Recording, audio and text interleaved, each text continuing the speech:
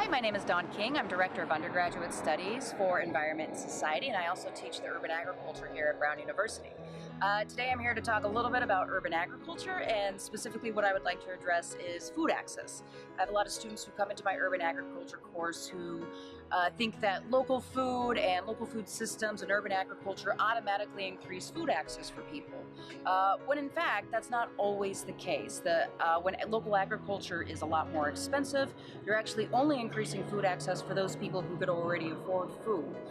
And so the idea is not to over-romanticize urban agriculture, even though it does some really great things. And I think one example of that where it can increase food access is the example of the African Alliance of Rhode Island. So there are refugee women in Rhode Island who many years ago came here without a lot of language skills, without able to make money or to send money back home to their families.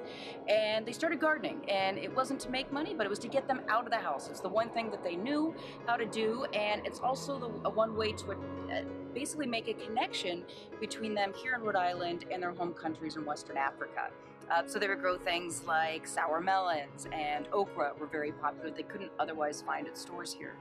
And after the years passed, they started getting more and more land, and then they found out that their crops were actually very popular at farmers markets. And so they expanded land again, selling more at farmers markets, and once was a small urban garden has now turned into many urban gardens where these women now sell their produce.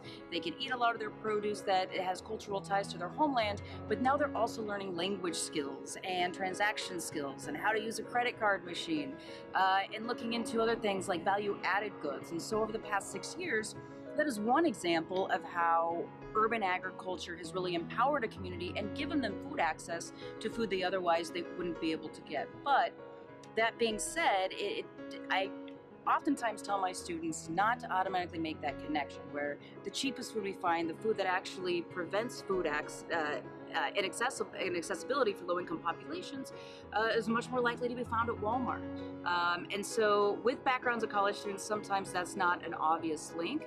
So with urban agriculture, there's positives and negatives, and so it adds a lot to a community, but at the same time, it's really important not to over-romanticize it, especially when you're looking at feeding possibly 9 billion people in the world, and to realize that there's dramatically reduced space in urban areas.